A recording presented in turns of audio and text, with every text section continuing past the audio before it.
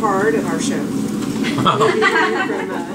from Alva Clark and Kim Grasso, and they're going to talk about the Special Education Week. Yes, well, Special Ed Awareness Week. What's that? Yeah, they're on the Special Ed Advisory Council. That's where I was going.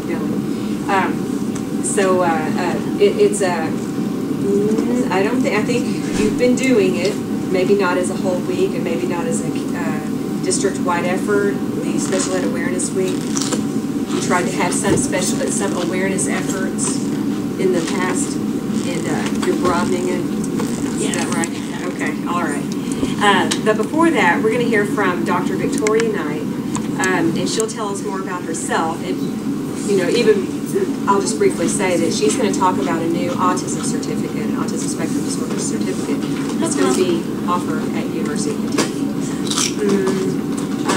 In order to get to her most quickly, I'll try to go ahead and get us started on our introductions. I'm Sarah Spraggins, and that's my husband, Todd Page. Everybody, I think they've graciously brought some snacks. Is that right? Should people get into those? Yeah, get into the food. Yeah. You'll stay longer. Yeah, listen, you'll pay attention. Okay, thanks a lot. Thanks so much for bringing it. Todd and I have a 15-year-old Hagen who has autism and epilepsy, and we also have a typical 12-year-old named Claire. Everybody's back in the school year in our house and probably most houses. I'll let you guys introduce yourselves when we come around to you. Now, I want you to tell lots more about yourselves when it comes to your time to speak. But otherwise, we'll get going and started with I'm Marie Allison, and I have two sons. One's 37, who has autism and multiple disabilities. What's that? And the other one is Alan, who is 33, who moved to South Carolina. Very sad. Oh, no. I didn't know that. How long ago? In March. First birthday without my son. Oh, no. Oh, no. Otherwise, things are good. Okay. Good to know. Good to know. Hey, Barbara. I'm Barbara Teague, and I'm a school psychologist retired from Scott County, and I'm here. And I'm appreciative that you all are welcoming to me. Thank you for being here. All right. I should backtrack and say, catch Vicki before we keep moving on. My granddaughter is 16 now, and she has autism, and she lives with me. Okay. And Tracy. I'm Tracy, and this is Marlon. He has autism. Hey, Marley. I'm not hearing a word you're saying. Hi, Marley. Thanks for interrupting. Okay. I'm Jerry. I go with Kim. Okay. All right. Me? Yes. I'm Joe. Hi, Joe. I'm the person behind the camera, obviously. I'm Joe Grayson, and I have a son who has autism named Thatcher, and he is going to turn 5 tomorrow. Yeah. What a fun age. Yeah, it is. And he's in kindergarten and goes to Julius Marks, so. I'm Violet. You can Violet sister. Violet. You're I'm visiting not. from Trinidad. I'm visiting from Trinidad. I'm here on holiday. Well, I'm here on vacation. And I have a granddaughter who is diagnosed with autism. She's 8 years old, doing very well. Good. So I came. We have an autistic society in Trinidad. Yes. And it's run by Dr. Tennyson Sinnerine. But I haven't It's joined run that. by, what did you say? A doctor, Good. medical practitioner. His son is autistic. He's about 20-something now. And he's been, so I come and sit in and see what you're up to. Oh, I feel like your family. Yes. I'm so glad you're here. We love that. And I must say the Republic Bank in Trinidad has a supports the Autistic Society in Trinidad. And I, of course, I'm a member of the Republic Bank. Yeah. With me too. Wow, Before. That's great. Before my... I want to hear stories about Viber. Yeah. Good luck with that. Absolutely. Yes. Thanks for coming. Thank you. Okay. I'm Hazel Forsyth. Our son, who has autism, was 23 on Tuesday. No. Yeah. Do you get boxing gloves? No. Never get a boxing gloves again. We went to Muhammad Ali's museum. Yes. Oh, yes. that's awesome. I hear it's really moving. It's very inspirational. Yeah. I want to go. Been all around.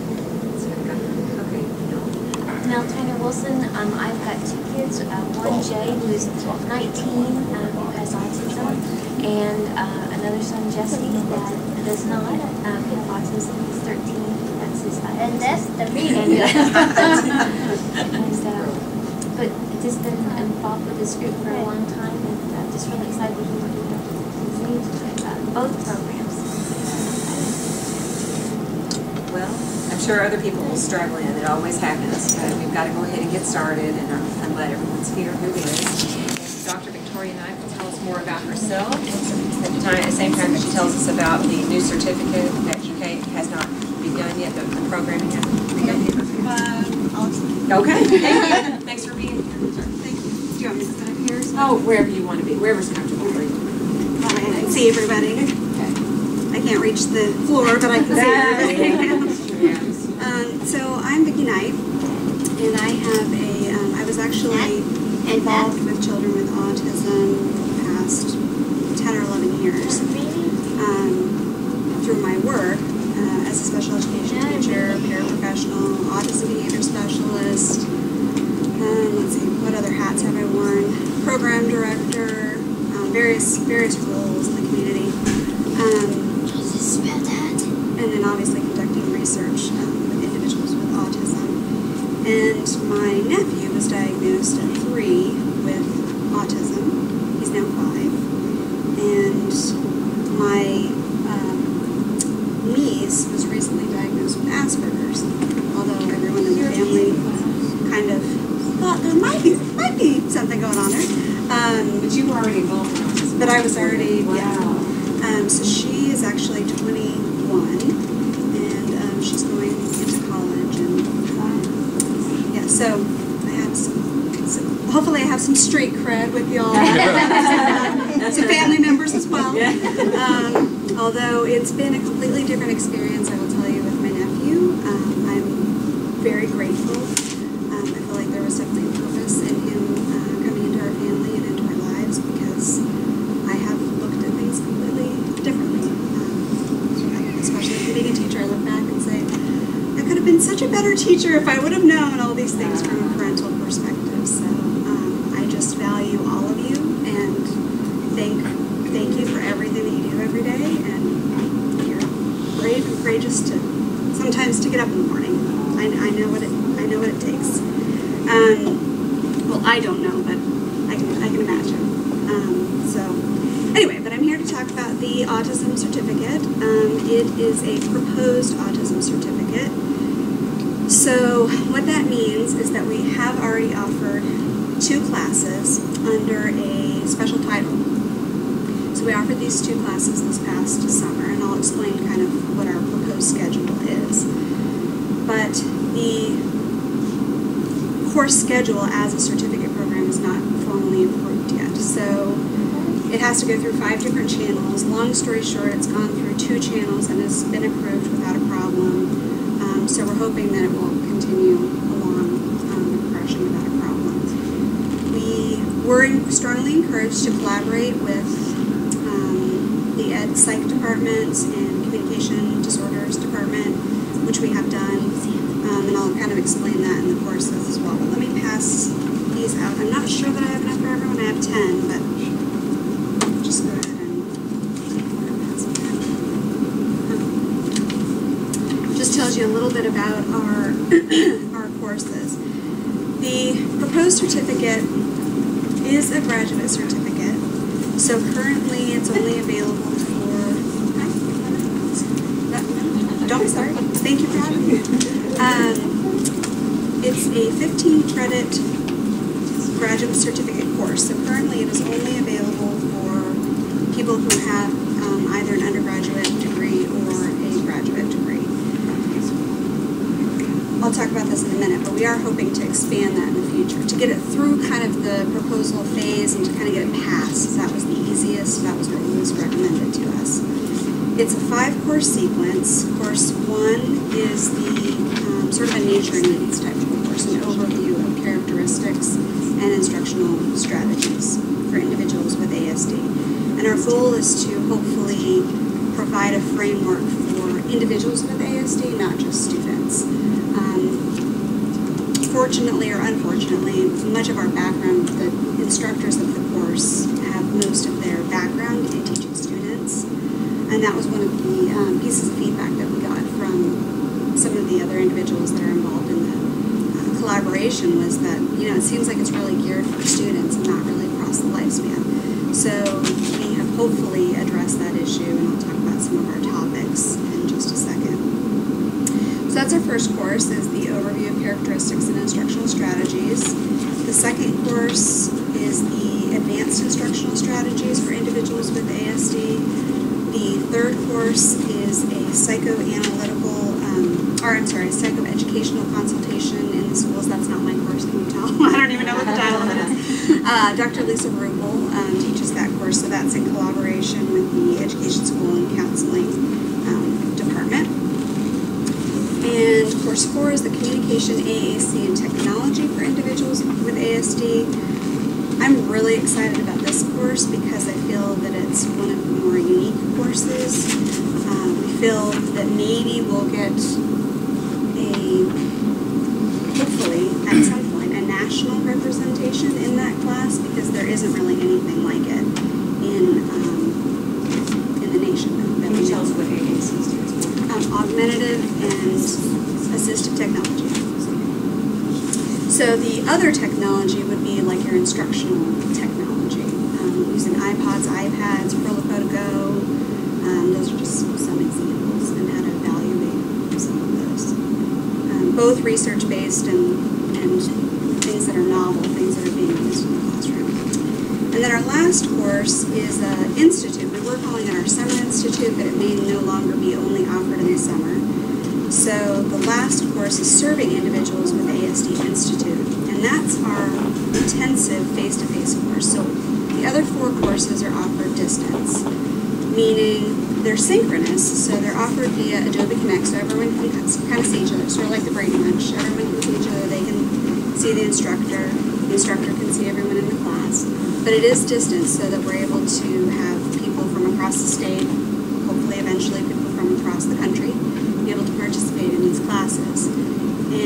But we really felt like we needed a face-to-face component, especially for those instructional strategies that you're going to miss by not being able to really see it and practice it to fidelity. Biblical response, for example, constant time delay. You all know those strategies that are somewhat difficult to implement to fidelity. So we wanted to do that in course 5. So course 5 is a week to 2 week long. We're still in the decision phase of what that would be. And we're looking at the morning being fidelity checks on those instructional procedures that have been taught in the other classes, and then in the afternoons having expert panels. So expert panels of individuals with autism, expert panels of parents with autism. If we have any volunteers, we're doing this next summer. Expert volunteers in the field from across the country in various different topics. If you need this for a volunteer, I can put it on this. That would be great. We do. We would like a panel of both individuals from across the lifespan and varying abilities, and also parents as well. Now, there's also a social review of adults,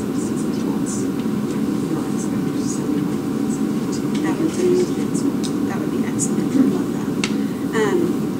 So that's what we envision for our course 5. Any questions so far? So you have to have an undergraduate degree in order to take it, and it's not just open to teachers, it's anybody with an undergraduate degree. It's anyone with an undergraduate degree right now. The only prerequisite is a 601 Applied Behavior Analysis course, and that's not to say that we're only, just a caveat here, that's not to say that we're only ABA. If you look at our course of topics, it ranges from sensory integration to various topics. But we wanted kind of a common language and for participants to have sort of this framework of behavioral principles kind of going into it with that. And so that was a faculty decision as a faculty. So are you saying that to get into the course, the first course, a person has to have that 601 currently I'm the DGS of this program, and so what we did last summer, because a lot of people didn't have it, Director of Graduate Studies. Director of what? Graduate Studies. What we did last summer is we allowed people into the course with the understanding that to get the certificate you'll have to take 601 at some point. And so I think we'll probably continue to do that. The class I took from you earlier. The 516. No, but you have to have 516 to get into 601. Oh, gotcha. So there you go. So to get into 601, you have to take something else. Yeah, but if it's just for the autism certificate, talk to me and we can arrange something. We can figure something out because I teach both at 516 and 601, and so if you have some of the prerequisites for 601, I can. So you said all of them were distance learning except the last course. So let me talk about some cool future possibilities before you ask any more questions, because I think you'll be excited about this. Our future possibilities are that we would like to offer it to parents, teachers, therapists, paraprofessionals, service providers, you name it. We would like to, husbands, right? Whoever will take it, we'd like to offer it. And we would like to offer maybe not the entire certificate if somebody wasn't interested, but maybe just the first course, the intro course, kind of the basics. So that was my question. Could you select from the offerings and take the few courses you want to? Or you'd have to take the certificate? Right now, the way it stands right now, is you have to either take the certificate as a standalone, or if you're in a master's program, you can select some of the courses as electives, as it stands now. And that was just to get it through, because we were having somewhat of a hard time kind of differentiating two different programs. But my idea when I was hired was, and I was adamant that I wanted two different sort of tracks, if you will. Because I really feel like it's important that people that don't just have a master's or an undergraduate degree have access to this information. And so, you're welcome. So we're talking about different possibilities for that. One possibility might be just a professional development. So people could sit in on the first course, but not be graded. And so they might pay a professional development fee. If they work in a district, their district could pay that fee potentially for professional development, and then they just wouldn't be graded. We wouldn't have to grade the assignments. They could sit in. They could watch all the videos are archived, so maybe they just watch the archived videos and they get some credit for professional development. So there's definitely some chatter about what we can do to open this up. It's not yet available, but we're definitely on our way, and I just want you all to know that I'm committed to that and I'm open to suggestions. Since I haven't been to college for a long time, how much does it cost to for a class? $1,500. Is this for three? Is this on a grade-by basis? Currently it's not, but we are, myself and a couple of colleagues will be submitting a grant this year, we're hoping, if all goes well. We submitted a couple last year for something else. So we're hoping that this year we'll submit a grant for a master's for the autism certificate, basically. So anyone that wants to can enroll in it. But we wouldn't get the information back on that until September next year. So we have to submit it. I mean, it'll be a work in progress on that, but we definitely want to do that. Is the sequence to get in with the undergraduate, is it any kind of undergraduate? Any undergraduate. So you could have an engineering. Oh, okay. Wow, that's great. A long time ago. There's no. Yes, what if it was like in another century? I don't know.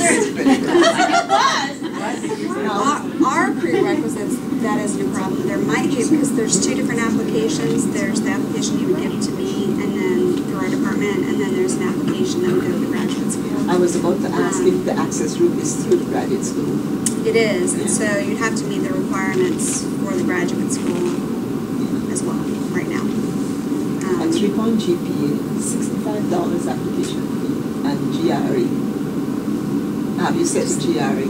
Does the GRE has a time limitation on it though, doesn't it? Like 5 years. Right. For the certificate programs, I don't think you have to set a GRE. No, you don't have to. Yeah. The program can't choose. That's why I'm asking you. And we haven't yet. Yeah. We haven't discussed it. I'm hoping it'll slide under because I'm not. Because actually the graduate school is allowing programs to choose whether they want the GRE score or not as an access point. Okay. They took it off for council. Did So, they? yeah, a lot of colleges are opting out to use it. Something else way too good, Suzanne. So tell what a GRE is. What's the score you have to have on the GRE? Currently nothing. For our program, we don't have. There is So you don't have to take the test, the GRE? not for the graduate certificate. What's it called?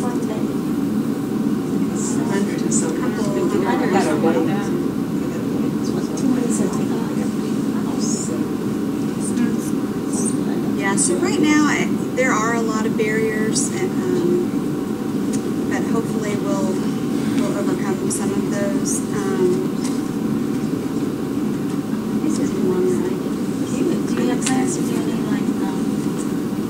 rotations in any of the child development center or any of those places where you're taking practical experience? So the other, I didn't mention this, the other piece that we would like is during that 1 to 2 week session, we would like for there to be actual kits that we can get our hands on to practice some of those instructional strategies with. And so that might be a time that we could do that.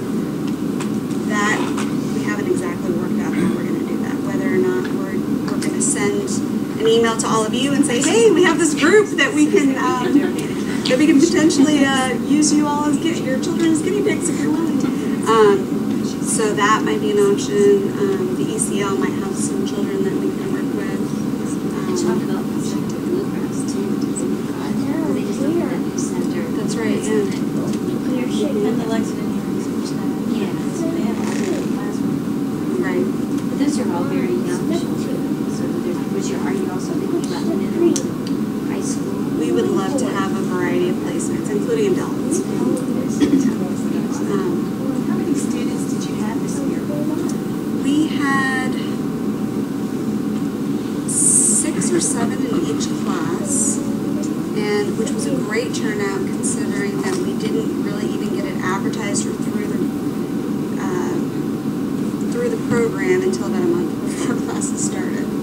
So that was just course 1. Course 1 and course 2. The reason I asked is because I think that my great daughter's teacher, I know she took a course in autism this past. What's her name? I probably know. Ashley Reed. Yep. Oh, yeah, she does. Great. And it has really made a difference. Yes. I mean, I Here. can tell you, this is a tough kid to teach, and she's doing a lot of really good stuff with them. That is great to hear. We've gotten really good feedback from the teachers.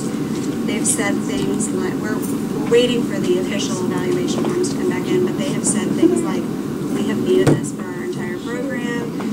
Things like, this is the first time that anyone has actually taught us how to teach. Oh, yeah. I mean, it's true. And these are optional courses. And this is my program, and I shouldn't be, edit that part out. But that's what they've said, and I don't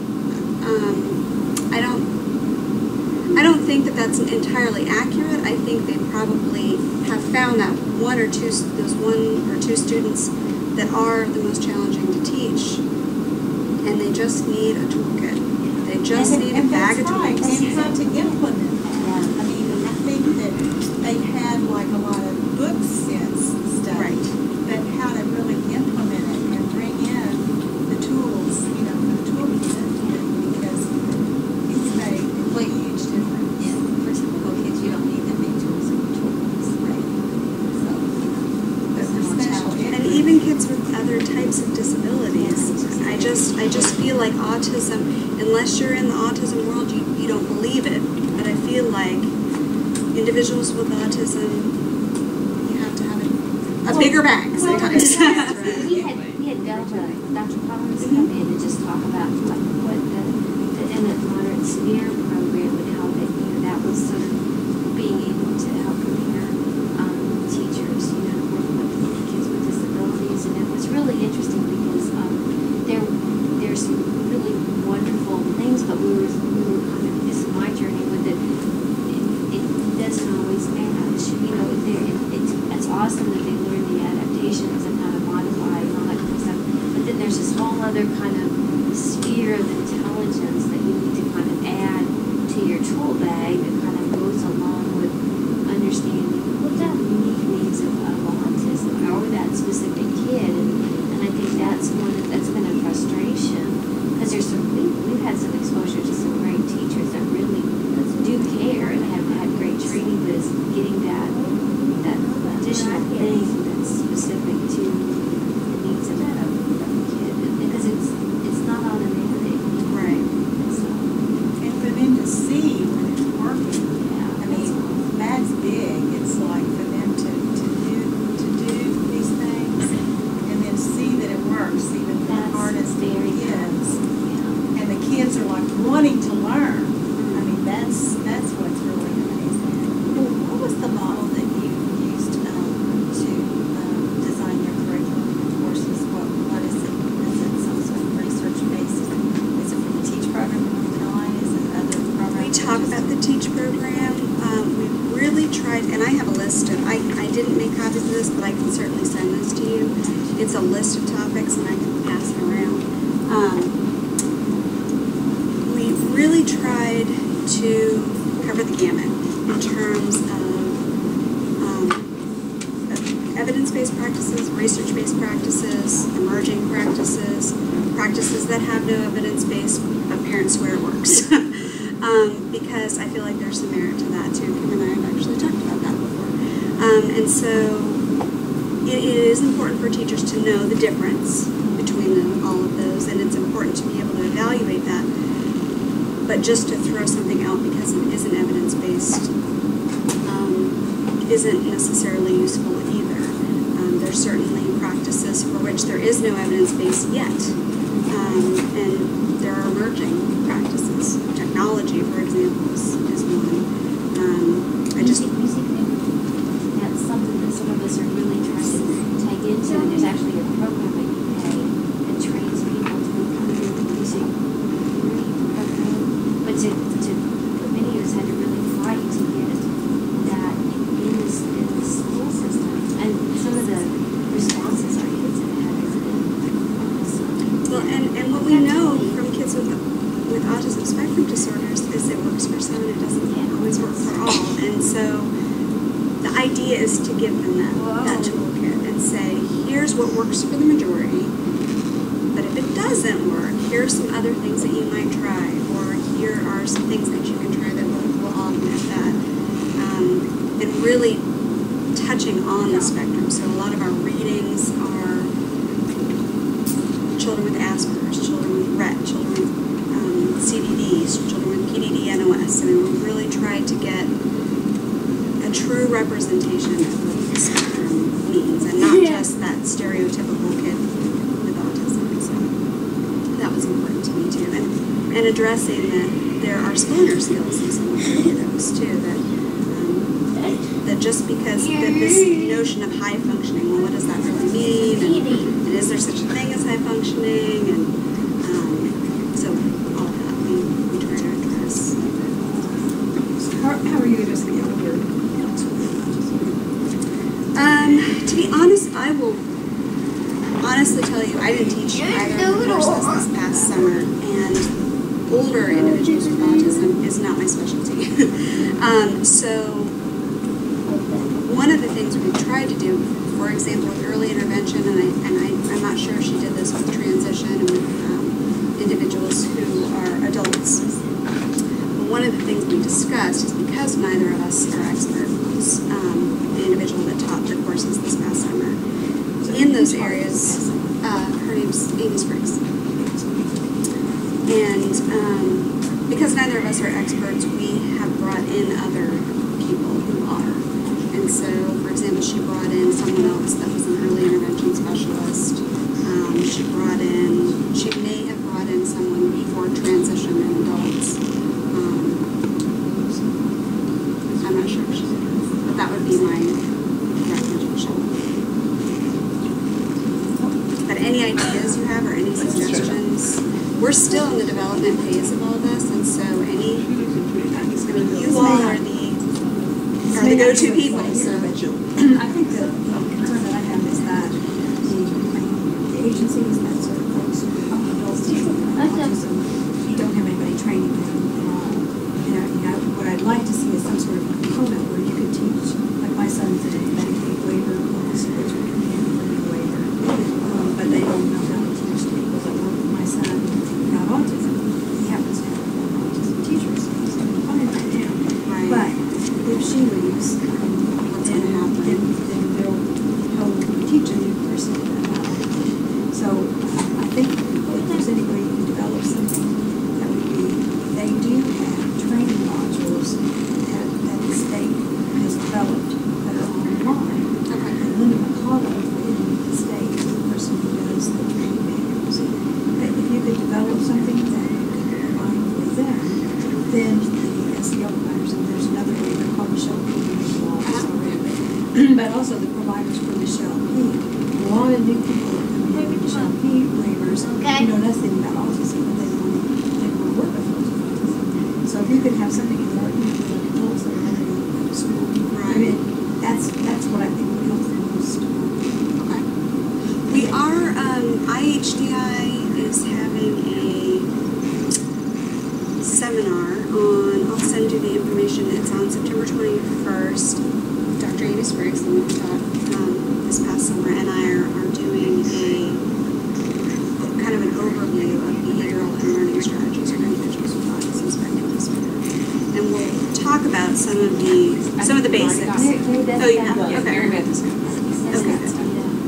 Except the day of the snail hearing. It's the 22nd, it's a Friday. Is this the 22nd? September 22nd? 22nd? Friday. It's Friday. I think that goes to, if they had requirements for people that did that actually worked with adults with autism in the waiver program, then the gal you're talking about, who was an autism teacher, could be elevated and paid to train the staff. But because the waiver doesn't seem to have even minimal standards in place, then there's no motivation for the company who's providing the waiver service to make sure that their staff is trained. So if you don't have a minimal standard for people in terms of training, then they're not going to put the money in to train their staff to provide services for them. So I think if there was... But what I'm saying is that if I hire somebody, and if there's a module that's online, that's been developed, then I can say, if you're going to work with my son, I want you to see this module. Right. We will sit together, and my son can sit there with us, and we can watch the module together. But I don't have anything to offer that way. Even if the agency doesn't pay for it, I mean, parents can get on that particular online site, by themselves, without having the agencies to pay. Well, you have to, somebody has to assign you an identity first, I discovered. Yeah, but I mean, but there's a way for parents to get into You have to get in. You have to get into the system. All I gotta do is say you're a parent and get connected to the system. And then all the modules they've already developed are available to you. But there isn't one that I know of. I don't think that's got anything to do with autism. And I just think that would be, that's What what are the modules about? I mean, what? Abuse and neglect, Medication. medications. and like history of disabilities, those kind of things. It's for people who have no experience at all and they're starting to work with folks with disabilities. They need to know those things. But I think Linda would be very open to having a module created. But again, she doesn't know how to create it. But I think this is an important role for parents who are advocates to say, I need you to be trained, or I'm not hiring you. And to find somebody, I mean, we talk about what kind of workshops we can run. Why don't we run the training workshop? We can provide If you have the an autism resources. trained teacher, that's what I'm And then thinking, say, she could be the trainer person for a lot of people. If she's really good at, she's really skilled and knows The grant site autism. You know, I'm just wondering, I'm not trying to discount the module, but I wonder how much you're gonna get from the module. If you're like reading and, okay, how can you take that and put it in a real life situation and apply that? You know, if you're going sadly, that's how our state does it. That is how our state is doing But it. you know, there's going to be a funding stream, which is obviously an important part of the equation, where there'll be, with the new waivers, there'll be a pot of money, $1,000 a year for training for staff. So me as parent who receives the, waiver, then give me, I find Dr. and this person would either do modules or whatever, But take the introductory class, you could have a little minor certificate. The way the proposed regulations are, the person who doesn't teach it has to be an SEL provider. So you guys could become SEL providers. I mean, Or the proposed regs, we could say that we don't want that part of the regs. We want that to be that you can hire anybody and pay $1,000 for that. Really? That seems silly. Why couldn't you want SEL education? Or community living waiver. Okay, so it's different than Michelle P. But it does the same thing. It's almost the similar. same. It's almost the same. Michelle P. was created because of the waiting list for SEL. Okay. Michelle, yeah. That's Support for not community just living waiver allows for $60 a day care. The Michelle P. waiver, they had so many people who wanted $60 a day care, and they couldn't serve them. And then there was a lawsuit, and the compromise, the settlement of the lawsuit was that they created a new waiver that only served 40 hours a week. So it's, if you were the SEL waiver has a residential component. The Michelle P. waiver does not have those. There are some other differences, but we think that the regs will eventually be very, very similar, if not the same, for the two waivers. So the changes that are about to go through for the SEL waiver will probably eventually water down to the Michelle P. In 6 months, they're planning on putting those in the Michelle P. waiver. So if you have somebody on the Michelle P. waiver, and you're interested in the regulations that are going to guide that. No, I use SEL. I do I hire my own people. I do CDO. Well, the regulations change They're still CDO. They're changing CDO. But what I find with CDO is the agency will pay the people better because you don't have the boards of legacy or employment solution skimming $2 to $5 off the top and then only paying their people $10 an hour. When you hire your own people, you can pay them between $10 to $15 an hour, and then you're going to get better quality people. I mean, it's that simple. Yeah, it's a lot more work for you because you have to go through the effort of interviewing people and hiring people, but then you're going to know who's coming into your house and taking care of your child. I mean, it's just however you want to do it. And what I'm saying is they're proposing changes to that process. To that process as well. Just if you want to know about that process, they're making it different. When are they going to be done? When are they? What regs are proposed? Changing the topic here. The regs. We'll get back to this. But I think that what we're excited about is where people's minds are turning because there's an opportunity. Because with the regulation revision, there's been a movement to increase capacity. Put a higher bar of the people that are providing direct service and whatnot, and adding training and expectations. And I think what people are thinking about now is, okay, how do we, somehow get them trained exactly, and somehow bring your knowledge or your certificate's knowledge into that, because it's called College of Direct Support. It's a national grouping of training modules that have been really geared towards direct support workers that receive these kind of waivers. And so there is one for autism, but and our state has kind of adopted it. But there is definitely need to add additional training to people that are going to be providing that direct support. And what our state has decided to do is add this a little additional pot of money. I think it's $1,000 per year that me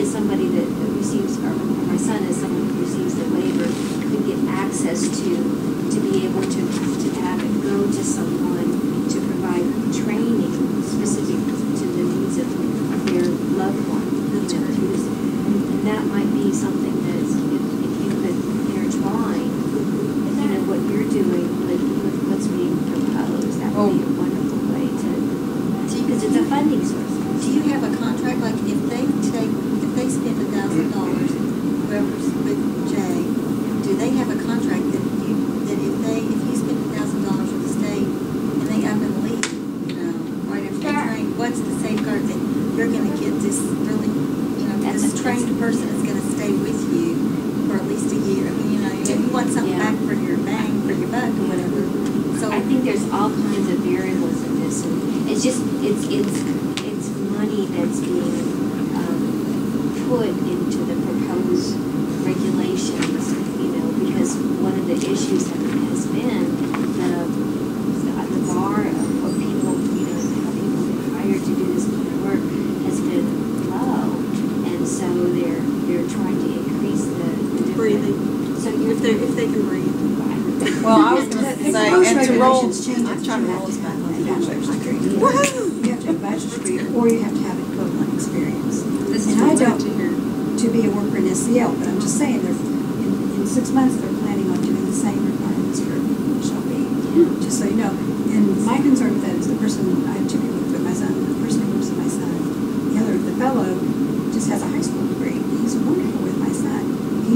He'll be grandfathered in, but how would he get into this business? You're going to have a lot of people that aren't even going to get into the business because they have to have the experience to begin with. So that's a concern I have. And also the rate, they only pay, they're paying $10 an hour. So I don't, $15 an hour, how are you gonna get somebody? how are we going to get people to do it? Well, and I was going to say, as far as, because this is the Department of Special Ed and Rehab Counseling,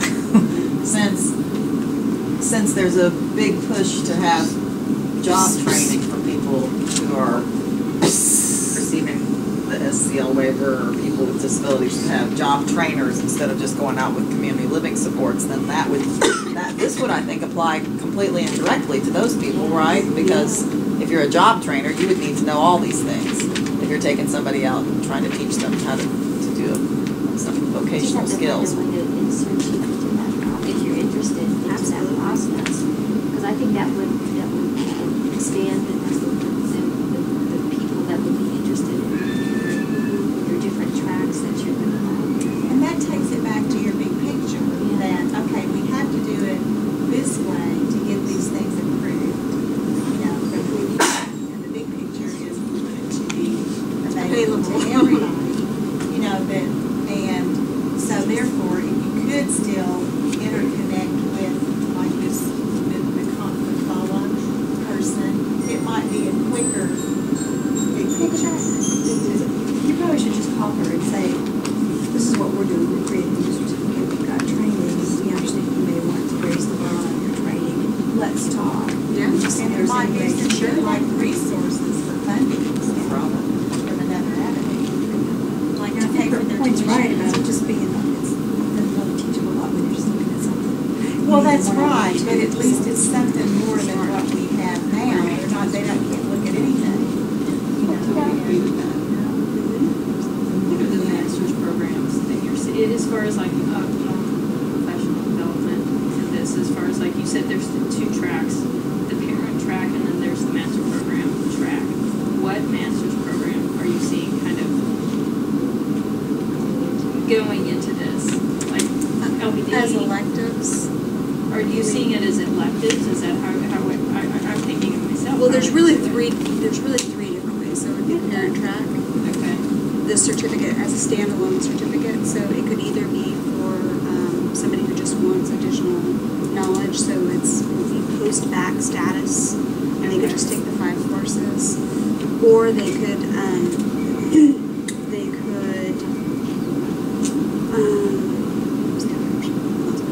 In a master's program. or they could do it within a master's program. And typically a master's program would be like in special ed. We would have, currently we have an LBD track, an MSD track, and an AT track within our special education master's program. So we'd like to add an ASD track. Okay, so it'd be totally separate. So what if you're like, But if you were in ed if side. you're doing a track now, is this almost like I'm thinking of this almost like a minor. Does that make sense? Are you doing a track? Well, in their meeting. Who's your advisor? Look at that. Call a meeting with Mackenzie and myself, and we can probably arrange something. We're redesigning all of our programs. We have redesigned our programs. You're probably in the old program, my guess is. When did you start? so you're in the new program, so we'll talk. There's probably ways to do it. In any of the tracks, you get 2 electives. So you could do an LBD track with 2 electives from here and do like a specialty. And then you only have 3 more classes that you have to take to get your certificate. So you can have LBD and the ASD certificate. Look at that. 3 more classes. There you go. So there's a difference in cost between parent track and the certificate track. There is no parent track yet. So I don't know yet. What I'm hoping is that there will be a difference and it will be more like a professional development, because what I'm envisioning is that parents aren't really going to want their assignments graded.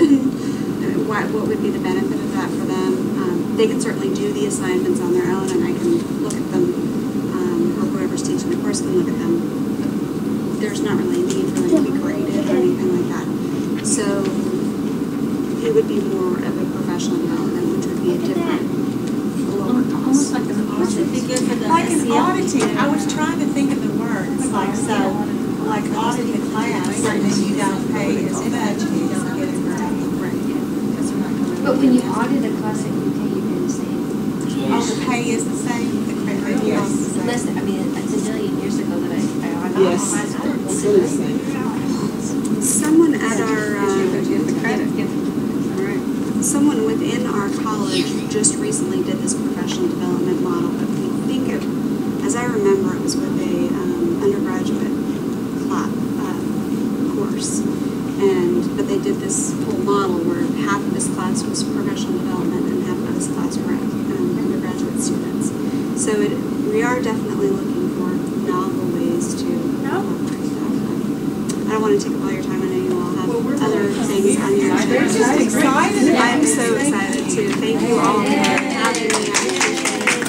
Send me any questions. My email's in the back of those. So send me any questions or comments. Welcome to Autism Society. You guys help.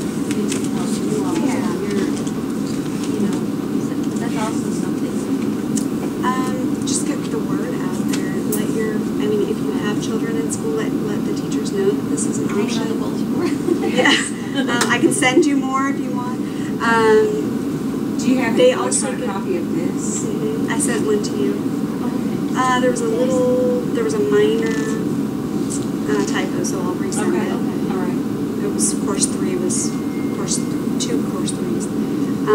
Maybe when our amazing Joe gets to the point where we can post it, we can post the certificate and post it, with the video. Are you talking about this? Post it on ASBG. Just put it all out there. Because so many people are on the ASBG. And in the meantime, if you just want to put my contact in the short description, I'd be happy to talk to anyone that comes my way. I'd be happy to. Well, anytime you have, that about the typo or any updates, send it to, you probably don't have Bill's email address, you may not have mine. Bill can put it on the listserv. And let me get that contact from you. I have a question. She's not the training board member because it's the state that changed the law. And that's what the training coordinator, they say she's the Okay. somebody's. And I can send you all a copy of that list of topics too. And if there's something that's not on there that you feel really should be on there, please let me know. I have a question and a comment. Can't have everything. Yes. I just have a serious question. Now, the comment is, I don't know, I looked at that really, really quickly. Do you have the collaborating with parents as team members in your? It's a whole course. Okay. Is it what is psychoeducational consultation in the school? That's supposed to teach them to collaborate with parents? That's the one that Lisa Rubel is teaching. Lisa Rubel. Okay. So I don't teach that course and I know nothing about it, but that's what we've been told it's supposed to do. Oh, really? Because I looked at the little outline. It looked like it was more about the assessments and the tools, unless I read it very quickly. Yeah, I read it real quickly though, so that doesn't mean I'm not incorrect. But my question was, if you are a person who wanted to do that as post-baccalaureate work, would you? Is it going to be a problem? Let's say you don't have an undergrad in education. Are they going to balk when you want to take this seminar psychoeducational Not stuff? currently. Okay, that's. When they tighten in the reins, they might start. Well, you know, because I could say. Get in there. Get in there before they tighten it up. And you're not a guidance counselor, you have no business being in here. I mean, So your BS could be in it. so I need to get in it. You should have been here already. I was driving my child. Currently. My child was driving They me haven't passed around. us in it. It's gone through our department and it's gone through courses and curricula and no one has asked us this question.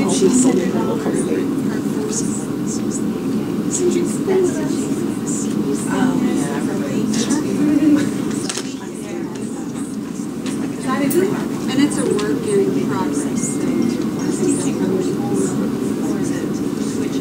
That's the communications one. Linda Alt, and we think currently it is Kleiner. Not him, the her Kleiner. It's his wife, and I can't think of her first name. So it's James, thank you. Has this information been shared with Fayette County Special Education Departments? We shared it with all of the supposedly all the superintendents and all of the principals because we wanted to try to get it out there this summer through a listserv.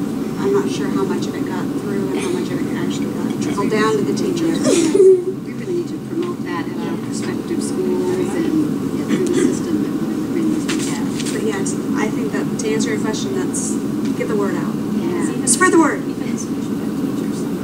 Yeah. I think some general education teachers might be interested in this too, as they're getting more and more students on the spectrum and they're just Training, I mean, I can see all kinds of people. But you know what they want to do, send one or two people in there, they say they have to go out and train 1,500. They like to just send a couple. They have to train train the trainers and and then the they district will and say we had the training. You know, every two. That's what they do. But the benefit And I can is, name them, DS. well, the benefit is though that they'll have college students who are coming up. Yes. And going Yeah, that's the through, best thing. who will do this while they're getting their initial training as opposed to just going back for additional training, so. Yeah, there are a number of people who are doing it that way, and there are DOT students who are also doing the certificates. It's just part of the curriculum of special education. We're hoping it will end up that way, and we're hoping that it won't just be with this grant that we haven't written yet, that we're hoping to submit and get. The idea would be that it wouldn't just be offered in the summer too. I was gonna say, that's That's the other If thing. Amy Spriggs and I had our way, we would be these would be the courses we would be teaching all the time. So, but our DOE says differently. So, but we'd have to get a grant. Well, you know, and make even that just happen. the overview, if you had it as an elective, you know, a special ed teacher, if they got a really good overview, it's better than nothing. It is. It is.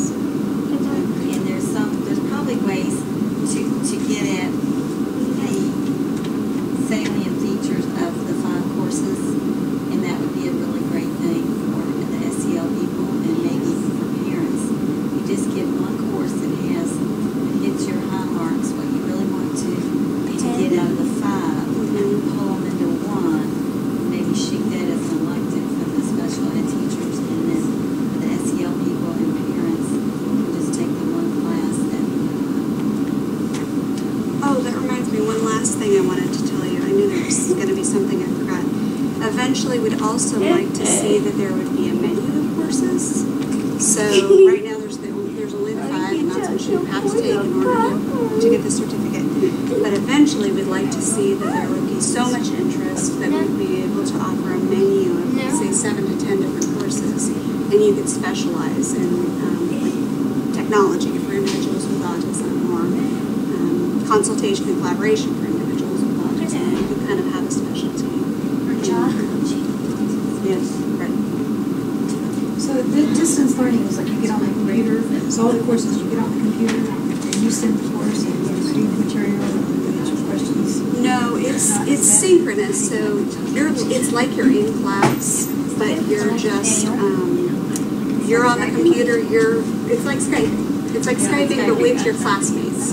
So you have to be on, you have to be there at a regular time, and it's from this time to so that it's time. not, okay, so it's not self-contained modules. It is not, no. And we did that on purpose because we felt like that was more rigorous, and people would actually get a little bit more out of it if they had to be there face-to-face, virtually face-to-face. Because I took one from Harold Kleiner, and that was one where you chatted with the other students, but you did it.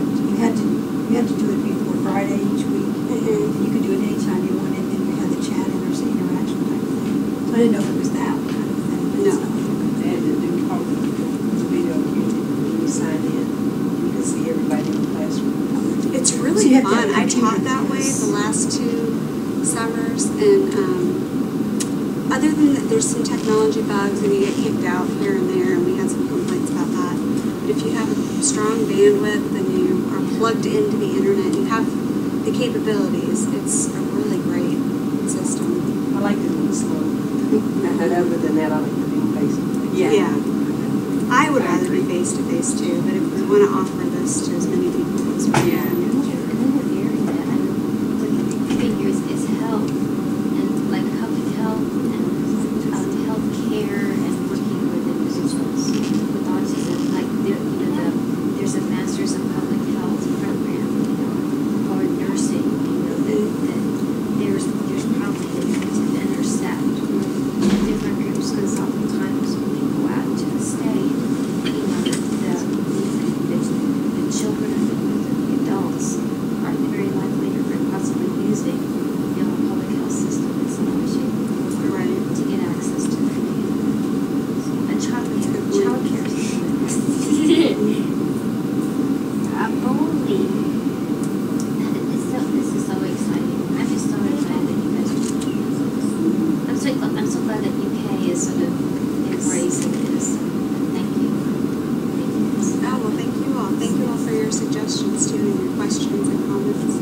Well, keep us updated. We'll put it out there. If you need volunteers for a certain aspect, like you were saying Anything before, children, let us know. Yeah, We always think of our kids. Thank you all. Thank you so much for being here.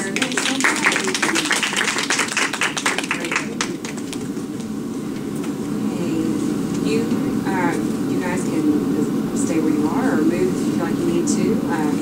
Take over this room. We need more room to do our dance routine. Yeah. Oh, all right. We'll clear the table. All right. Okay. Unless you want to be on the table. It's your call. It's your call. Okay, so now we'll hear from Alva Clark and Kim Grasso. The Alva Clark. Yes, and thanks for being here and being flexible with our presentations. And speaking as someone on 2 now concurrent PTAs, I want to know about this because I should help get it out there. So I've got a middle school and a high school PTA. We got a job for you, Sarah. Now, why did I open my mouth? I knew as the words were leaving. Should have kept them in there. Okay. Thanks for being here. Well, we appreciate you guys inviting us and actually squeezing the time. We're not really inviting us. This is part of our group. Yeah, that's right. That's right. Oh, they're us. Yeah. They are. I guess I'll start out by introducing myself. My name is Alva Clark, and I have a 14-year-old teenage boy who has autism. And I'm currently an 8th grader at Beaumont Middle School. I elected to hold him back again this year, so he's actually repeating his 8th grade year at Beaumont. I am, because we actually had created a system that was actually working for him, that he's never had, that worked out really well, and it was a collaborative system with his teachers, with his therapists, with the community, with the therapists that he has outside school, where we met monthly. We had kind of a family art and to sit down and really get stuff where Julian has been able to now demonstrate what he learned. So I thought that it was really important to maximize this for as long as I can versus sending him into the whole 5-mile high school. And so many of my conversations are you on the having him go to high school. So First 2 weeks have been great, so don't worry. Okay, well, next year we have a year to get ready for it. But I'm also the chairperson for the special needs, the special education committee of the 16th district PTA. And the goal of that group is basically to raise awareness and expectations of this particular population. So we've kind of had a we'll talk more about what our actual plans are, that in terms of what our main focus will be. But as I mentioned to Sarah, we're really interested in soliciting the support from you guys in your particular schools to make that a meaningful group. I'm along with Kim. I am part of the Special Ed Advisory Council for the district as well, and we'll talk a little bit more about that later as well in terms of what some of the things that we're trying to do to make that a meaningful organization. A little louder. Oh, I said we'll talk to you a little more about that in terms of how to make that a more meaningful organization, and some of the things that Kim and I are doing with that group.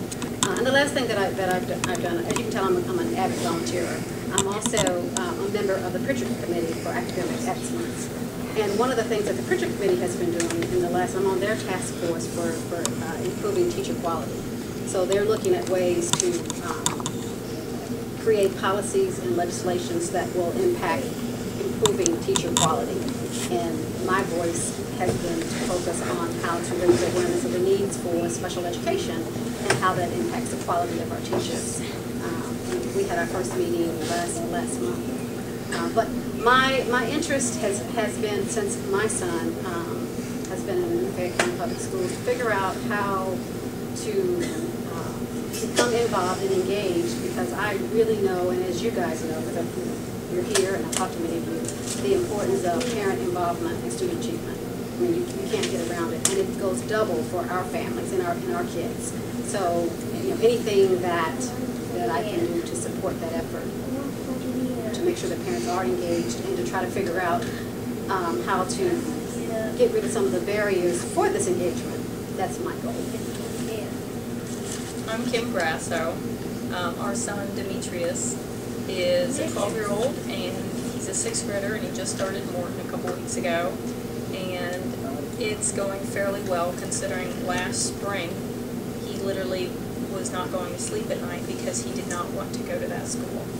So his anxiety levels and such were so harsh, so bad, that we had a 6.5-hour IEP meeting.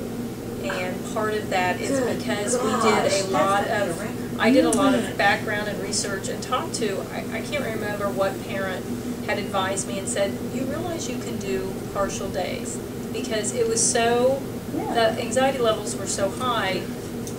Unbeknownst to me, I was considering homeschooling, which would not be a good plan. Did you ever find out what was the root of the issue with the school? Part of the issue was we had tried to get him into Core Academy, and he did not get in. And he loved it, because part of doing the process to get to Core Academy, they have the child go to the school. And he was there for a couple hours, and so he was thinking he was going to go there. And then we were told, we're sorry, he needs too much one-on-one. He's not accepted. Is that a part of the district, or is No, it's a private school here in town. And so he had his mind focused on going to this other school. And so in essence, his heart was broken. Yeah. So that's why they have the kids go to decide if they think they can fit. It's going to be exactly. And I get it, but at the same time, it's just a tough thing to do. Yeah. So his anxiety levels were really high. We talked to our doctor.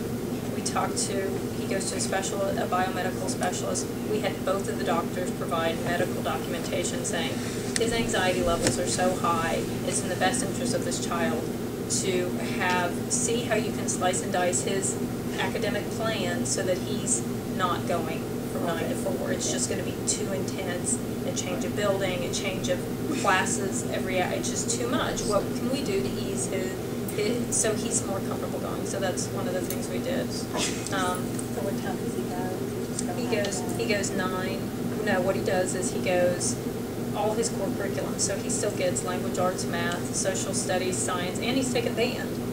But we pick him up at 2:15. So we've sliced off an elective, and we've sliced off, I think of it as an old-fashioned study hall that they had the kids do at the end of the day. And so, and what we've done is through CLS, Community Living Support, so Michelle P., is I've hired a tutor basically to come in, and that way he can come home, he can ride his bike, he can take a break, then we worry about homework. And so far, so good, it's going really well. And I will offer that up as an idea for parents of kids going into middle school and high school to think you don't have to buy the whole hook, line, and sinker as far as they have to go 9 to 5 or whatever the school is. Just kind of rethink it and think of your child and their needs. And he's getting the core curriculum. He's doing the best he can, and he's doing it in a way that his body and mind can handle it. So I'll offer that out. And like Alva said, I also have another beautiful child, Maya, the poor sibling that doesn't have the disability. She's awesome. She does soccer, she does swim, she's awesome, she's very supportive of her brother, and she often gets she doesn't get enough credit. She gets the short end of the stick, absolutely. But Alva and I are on the Special Education Advisory Council. I signed it up for it, I think last year or something like that. But the primary reason I did it is I wanted to get involved. I saw a huge difference moving here from Georgia as far as the level of excellence and teaching, and the level of excellence in special ed teaching, and the level of desire for the school to embrace students with diversity. I'll leave it at that. And one of the things that we did in Georgia is we had a Special Needs Awareness Week. And part of Alva and I's ad hoc committee that we do on the Special Education Advisory, you're divvied out basically into these different committees, and we're on the Education Committee. And we kind of looked at each other after eating lunch one day and, telling each other our sorrows. And we said, what do we do? How do we change things? And we're like, we got to educate people. And it's not, our kids are getting an education, but we need to educate people. We need to educate the community. How can we do that? Well, in Georgia, we had done a Special Needs Awareness Week. And I have a PowerPoint I'd like to show you of what we did. Last year, I introduced it at Glendover, which is my kids' home school, which is, to me, like, you take that seed, you plant it, and you see how it grows. Our plan is we've planted that seed. Now we want to see, where does your child go to school? Where does your child go to school? And you're Scott County, great. Let's get it in Scott County. Let's have a special needs awareness everywhere. I will pass this around. This is kind of like an outline. It's simple outline that you can take with you. I got multiple copies. So do we have a week? You know what? I set it up as a week, but you know what? Again, I like this slice it, dice it mentality. Don't get hooked into thinking it has to be this way or that way. Think of it like an outline on how you can interpret it, because this was set up for an elementary based on how an elementary works as far as they have specials. You have times that you can have your principal say, sure, you guys can come in and do this during art, music, PE, etc. But the same thing could be done through, every middle school student has science, every middle school student has social studies, and it might be some way of incorporating Can you guys see okay? in those classes. Well, they have to take Let me know if you can see okay. She said she has simulation electives. You have electives in middle school. But you don't have to take that. Yeah, you're supposed to. That's the rule. maybe Jillian didn't take it, but He didn't, you're but supposed yeah. to take it one of your 3 years there at school. Okay. You guys see everybody? It's been a while, guys, since I've done a PowerPoint, so. Jerry, my tech. What? Can you put if you set it over on this counter over here, people might be able to see it a little better. I'm trying to think if I push the right button. Okay, it was entitled Walk in Someone Else's Shoes, Glendover Elementary. Special Needs Awareness Week, Path to Acceptance.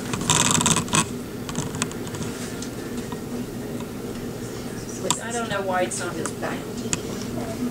The students. Oh, students. And of course, the faculties were Okay, so implementing. we So were, this was okay, everybody. so this So was this, the students actually targeted participated. to the student. Okay, good. This is actually, she put together an amazing program because one of the reasons that we think this might be an interesting thread to implement through all the PTAs is because it not only impacts the kids, but it also impacts the teachers and the folks that are implementing it, but also the students. Okay, can you guys see okay? So you have special needs, you have your Special Needs Awareness Week, okay, and I don't think it's gonna, I'm not linking up very well, so I'm not getting, I have a YouTube video that explains what it's like to have a disability. It's very beautiful. I pulled it off. So we could just go to the YouTube video and watch that? We can watch that later. Yeah. See where it is. Okay, so how we set it up is most schools have morning announcements. So during that morning announcements, we came in as parents or therapists and we worked with our community again, and we asked. We started the week again. Monday we do like overall. We're going to have special needs awareness. Here's what we're going to do. On the elementary level, we try to keep it very simple. We ask parents, like, if you have a child that has autism, would you like to come in and speak? We got very lucky in the fact that one of our parents that has a child with autism is also an OT. So she was very good at talking, but putting it in language that children could understand. And then we also talked about Down syndrome, what it's like to, be blind or deaf, and what it's like to have some type of physical disability. And then we also talked about there's all kinds of hidden disabilities. So we wanted the whole gambit because we are a minority within a minority. And within the special ed department, autism's just a little fraction. So we need to make sure there's diversity for everybody. She also had a Down syndrome person to come in and actually talk about what it's like to have Down syndrome. And that was a successful person who had done a lot of really nice things, and she made a great impact. She made a huge impact on the kids because she's in college now. How hard it was and the things that she had to do to actually achieve what she got. But it was motivating for the kids. Yeah. Of course.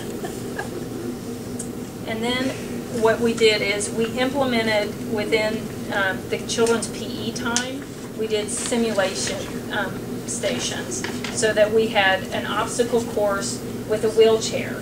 And of course, you take 5th grade boys or and they're like, oh, this is going to be so easy. And it was interesting to watch them be very humbled by trying to take the lunch tray, keep it on their lap, because we had them put a cup or something like that, and then try to wheel places, and then try to open a door with that on your lap. And so within the gym we had, let's see, I can't remember. And in the past, didn't they do a thing where what it's like to have sensory issues? Yeah, we did a station going on at one I was going to say, I have it on the outline. I want to say. Have it real loud in here. Really loud. So the stimulation activities were the wheelchair obstacle course.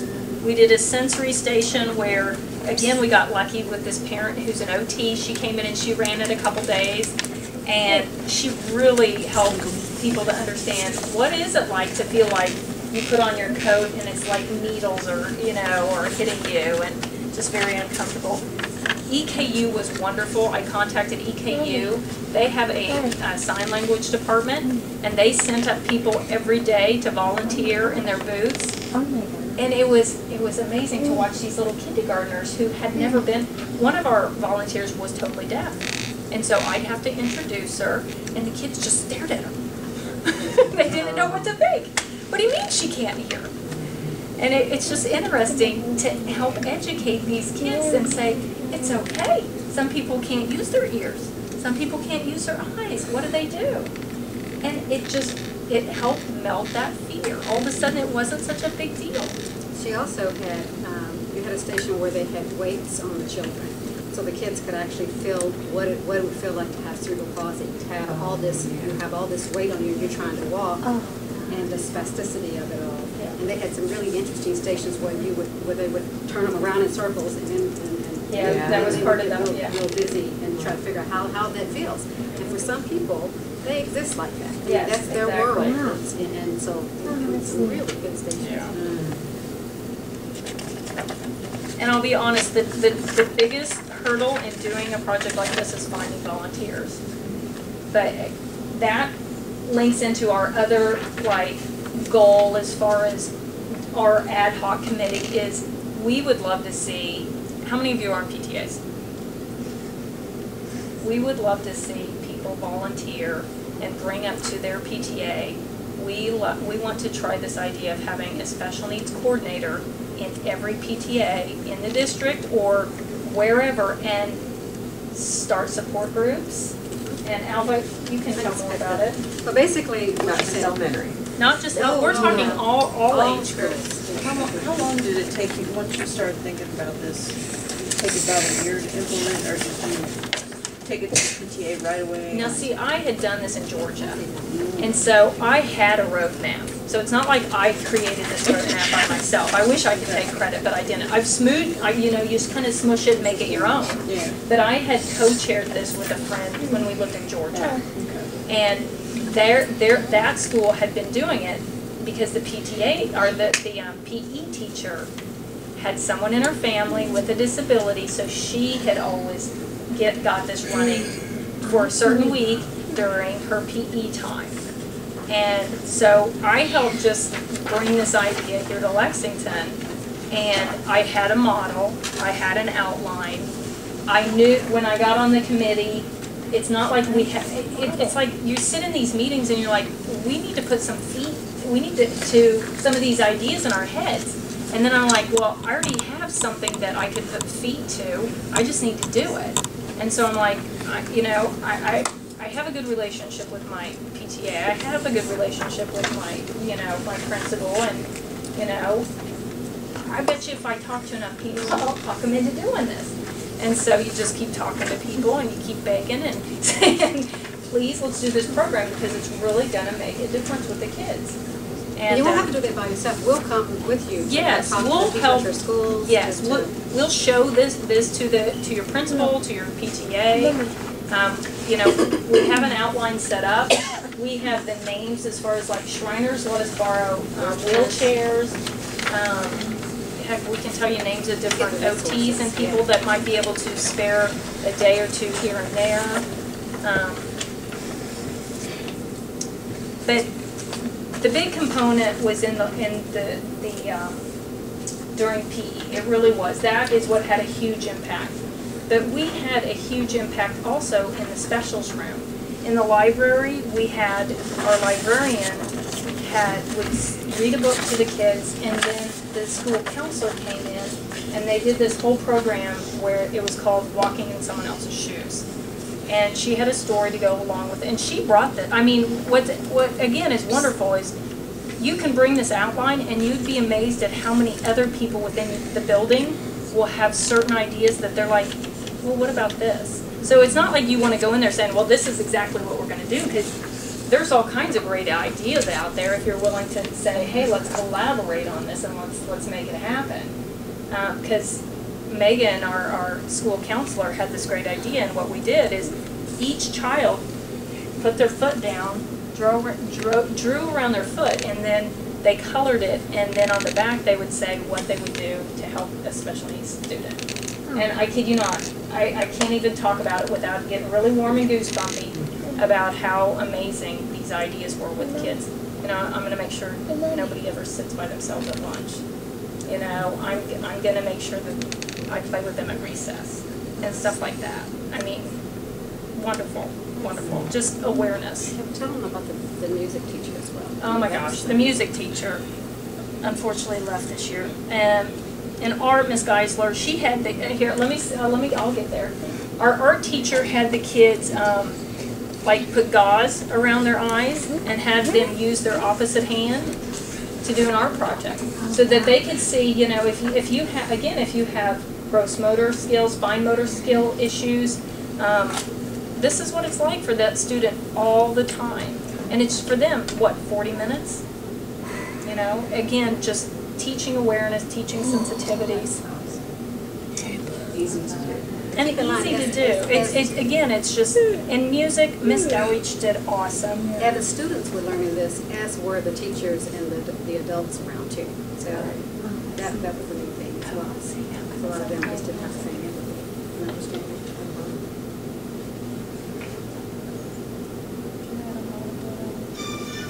Miss Deutsch utilized music to teach the kids, and she talked about throughout time there's been these amazing musicians that had all kinds of disabilities, but they didn't use it, you know, as a crutch. They used it was who they are. You know, Beethoven did some of his best work when he was completely deaf.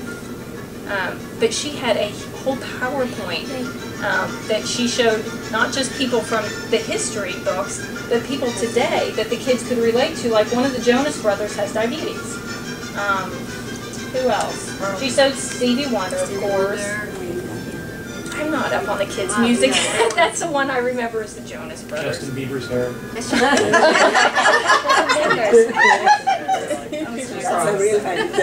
And then classroom time, the teachers, you, of course you're going to have some teachers that are going to jump in and do it, but at our school I said if you have time and you can incorporate it into a lesson, that'd be great.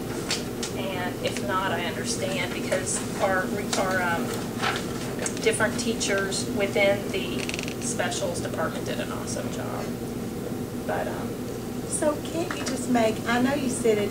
We don't really need to make it 1 week, but why not for, say, like Fayette County, and you're on the advisory committee? Wouldn't that be something pretty awesome for the advisory council, special ed, to get the district to designate 1 week that the schools do this? I think we're more likely. I think we're getting get there, but I think it's just like everything. It takes baby steps, because believe it or not, we're all gung ho about it. But I'll show you my notebook of the spreadsheet of volunteers I had to have come in, because you literally had people coming in every hour for PE for a week. How was the principal on all this? That's what She's awesome. That's your key person. That is you got to get by. And I actually, I not only went to my principal, I also went to my SBDM and got sign off from them.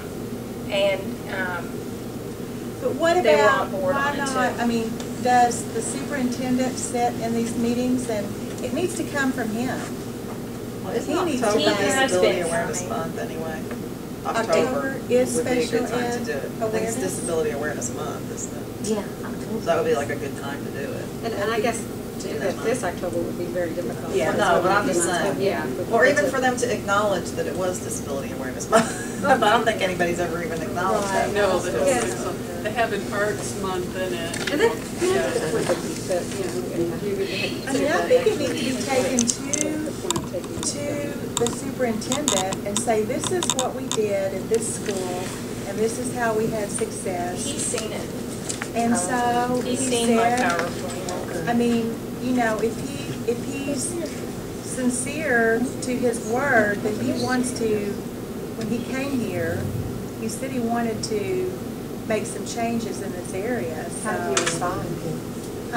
He thought it was great. He loves the idea of basically having a PTA, literally having someone within every PTA, because you're going to need someone who's going to say, yes, I will chair it, or hopefully maybe I'll co-chair it, you know, because in essence, we worked together on it. It was my home school, but Alva came in every day and we worked on it together. Because I'm not going to lie, it's not like it's easy. It's not like, oh, I'm just going to show up. It takes time to plan, and then it takes time to implement, and it takes volunteers that are willing to show up hour after hour working with kids. But it is so worth it if you can. And even if you could do it for 3 days, you know, like I said, I'm sure there's ways to slice it and dice it. It worked out that we needed to do it for a week because that's the rotation of PE. So if you wanted to make sure every student in your building had that, you know, I don't know, maybe if you talk to your principal, maybe there's time set up so that, I don't know how else you do it in a rotation. Or, you know, I don't know if it would be possible to even do it like an assembly. You just want to get it as much out of it. I don't know how they do it at Morton or Beaumont, but Jesse Clark has what's called Eagle Time every morning. Do they have that 30 minutes of 20 minutes or something? Yeah, they have theirs called Of something. World Fit, where they twice a day. Academic. Physical. Ours is AL. Academic what? Academic leadership. And yours is World Fit? World Fit. Is that for walking though, maybe? Well, it's for walking, but to do whatever you're doing physical for 20 minutes in the morning and 20 minutes in the afternoon. Well, in the morning at Jesse Clark, they go, like, first they go to homeroom, then they go to this other room, and it's Eagle Time. And I think during testing season, they use it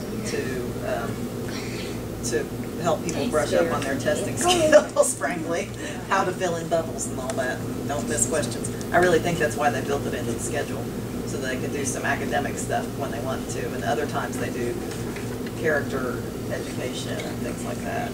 And I mean, I'm thinking that would fit in well at the middle schools. It sounds like other middle schools have similar blocks within their day. So. And I do like the idea of maybe having something that maybe directed from the superintendent. They're not going to do for it next year, but from the superintendent. Oh, I don't think that's Well, true. first they did it. Andover did. I was gonna say Well, Cassidy's okay, doing yeah. it this year. I mean, Well, we are getting lucky names to of have people to do. that kind of Honestly, I principle. think it happens with us versus the superintendent. It really does, because it takes, he's got, you know, there's how many different building constructions going on, you know? How many elementary schools are there? Oh my gosh, we have a list. Like 30 or 54 schools total. 54 schools total. That's a lot. That's a lot. To just take that program and every single one of them. I think there's like 27. And I take a lot of volunteers. It would take a lot of volunteers. Well, that's why I'm saying, you guys, okay, whoa back. We did one last year. The way I look at it, it's gonna take 10 years before it gets out to all of them. That's reality, because the truth is you have schools that have great PTA participation and parent participation, and there's schools you have none. And it's not gonna happen there because it takes volunteers. What our hope is that we have instilled a little excitement here, that some of you guys want to say, hey, I want to be the PTA special needs coordinator in my school. I want to make a difference in my school. That doesn't mean I'm going to do that this year, nor do we expect you to. What we're saying is we can't get this up and rolling until we have people in every school saying, I want to be the PTA coordinator, and I might just start off this year by having coffees and having get-togethers after school or in the evening when I can get together with other special needs parents, and we can just get together and talk and say, hey, you know, I had this really great strategy going for homework, or, you know, my child loves the Magic Treehouse books, and we've sat down together, and this is a great way that we've learned to read together. But it takes people getting together and doing it, and volunteers and stepping up to the plate and saying, I will take the time to make this happen. Will you guys be available? Absolutely. That's what, yeah, I know your schedules are busy. It's, Marley is no longer in one school that didn't have a very strong PTA group, didn't have much of anything very strong. And we're at Rosa Parks now, and luckily at that school, they have a bunch of, they have a diversity. I've got some people that I want to connect with you, because Yes. there's a person who's interested in doing it there. Okay, because the diversity there with disabilities, there are a lot. I believe there's one other person that was here at a meeting a couple months ago that has a son with autism, but there's MS, there's a bunch of different ones. And the principal, I've been wanting to do something, but since he came, I think we got to the school October, November last year. So it was kind of getting used to the whole environment, but the kids there are so accepting, and the things that they come up with and the creativity at that school, it would just blossom. But I wouldn't, like you said, in October, I would love to set that goal of October of next year to be able to roll it out. Because the PTA meeting is this Thursday, I think. So I can groundwork it, but yeah, that'd be awesome. That would be great. Well, I think an easy first step is just to, like, I don't know, announce it. Put it in the, Does Dr. Shelton have news, like students have news? Oh, yeah, the story, let me pull it up. I don't know what he's Tell me, talking you've already had a story in there. Let me pull, and they even did a, here you go. This is the story that they put on the Fayette County website last year, and then, you know how they do the Fayette County, like, TV program? You can pass that around, on Channel 13. Unfortunately, they did it after the fact type of thing, and they came and they just interviewed me, like, months later, as opposed to during the program. So we don't have any live footage from it, but we do have some shots and some. That would have been good. Well, I definitely get live footage. Yeah, you probably have to. I know. You probably have Pump to. your bells and whistles and like your principal probably would have had to have contacted them. I know. Well, she came over and took pictures, we just failed to get the video, we should have thought about that. Yeah. To ask. We didn't get Oh, no, I mean, yeah, Channel 13. You yeah, could when they have called shoot a things. media arts student to. I know. See, it was the first time. Right. You take your baby. Yeah, but that's a good thought. Calling on some news person to do it to do students. Exactly. That is a good thought. That's a great Oh, thought. absolutely. So Absolutely. I'm not trying to be negative, I'm asking No. a honest question. No, throw it out there. Well, I think some schools, you were saying some schools have better PTA participations. Well, I think some schools have better school cultures and more welcoming school cultures. Sure, I'm absolutely, wondering absolutely. how you all perceived your school culture at your schools, as a welcoming school, or as like, because Vicki said to me in a side comment, once upon a time, our children went to a school that was a fortress school in elementary, and they would not have let us do anything like that. They would have been, why are you here? One of the things that Dr. Shelton, every time I've heard him, and like you said, I think that he's talked about this collaborative approach to education, and the way to turn things around in special education is through collaboration. And he talks about, really emphasizes the parent involvement and parent engagement piece, and I think he really seems to understand that there might be barriers too, and that he's willing to take those on. So I think that we probably need to go to approach it with, you know, a positive attitude, like that there aren't any barriers, and just go for it. And because I do know that, I mean, there are schools that absolutely are not interested in doing it. You're right. Yeah. But I think, but if there are parents that are interested in doing it, they can't. You know, it's going to happen. One thing that you've got going, especially in the elementary schools, is Karen Frohoff was just hired as the director of elementary schools, and she was the director of special ed in Madison County. And There's so, actually 2 people now doing the elementary. Oh, really? Yeah. What's the other lady? We don't have. We met Karen at our last week, just Karen a couple. Our meeting just a couple weeks ago. For the council. Okay, she's lovely. She's a wonderful person. It's nice to get some new blood. They've also She's hired. old blood. Well, she is She really was, old blood. she She has was a the good best attitude. person I ever came across when my child was in first grade and he's 20. Wow. She was a But she's good blood. She is. Yeah, she's fine. Good old blood. PhD from California. You better believe she knows what she's talking about. She's They've also hired an ABA certified autism specialist to work along with Tanya Sturgill, who I think is going to focus on. Really? What's her name? We're not going to attack you, we just don't know who that is. Who is that? It might be Amanda Ralston. No, it's No, not. because they did a contract. No, it's not. I was going to say, I saw that too with verbal behavior. I was reading the minutes of Vicky the Sui? meeting. Yeah, Say it again, Vicky Sui. Spell it, please. S-O-O-Y. I may not be pronouncing her last name correct, but it's Vicky. She's an ABA certified. Where's she from? Is she There from? are so many companies. I am not sure. But I thought that was the she only actually ABA works for Fayette County now, and I think she's been with them for a couple of weeks. And I guess she, along with a couple